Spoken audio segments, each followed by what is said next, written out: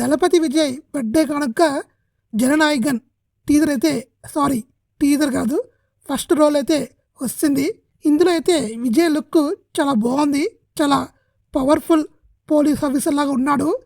Vijay shots మాత్రం చాలా బాగున్నాయి.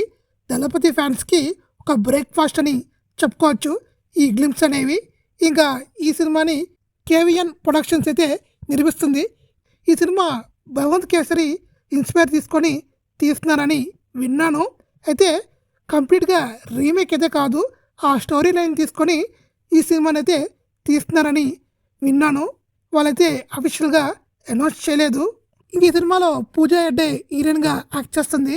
ఈ సినిమాకి విజయ్ భారీగా అయితే రెమ్యునరేషన్ తీసుకుంటున్నాడు.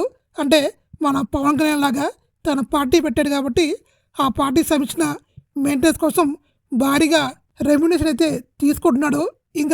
ఇంకా ఈ ఫస్ట్ రోల్లో మాత్రం విజయ్ లుక్ అదిరిపోయింది. ఇంకేం చెప్తామండి, ఈ టీజర్ అయితే చాలా బాగుంది. టీజర్ కాదు ఫస్ట్ రోల్ అయితే చాలా బాగుంది. ఈ పోలీస్ లుక్లో చాలా బాగుంటాడు. ఇందులో కూడా చాలా బాగున్నాడు. చూడాలి. ఈ సినిమా విజయ్కి చాలా మెయిన్ సినిమా. ఈ సినిమా హిట్ అవుతే కంపల్సరీగా విజయ్కి హిట్ అవ్వాలి. అలానే తమిళనాడు పాలిటిక్స్లో సీఎం అవ్వాలి. చూడాలి. ఇంకా విజయ్ లక్ ఎలా ఉన్నది చూడాలి. మీరు కానీ ఈ గ్లిప్స్ చూస్తుంటే కామెంట్ చేయండి. తీస్తున్నారు చూడాలి. మన దళపతికి ఈ సినిమా అయినా ఒక బిగ్గెస్ట్ బ్లాక్ బస్టర్ అవ్వాలని ఒక దళపతి ఫ్యాన్గా కోరుకుంటున్నాను.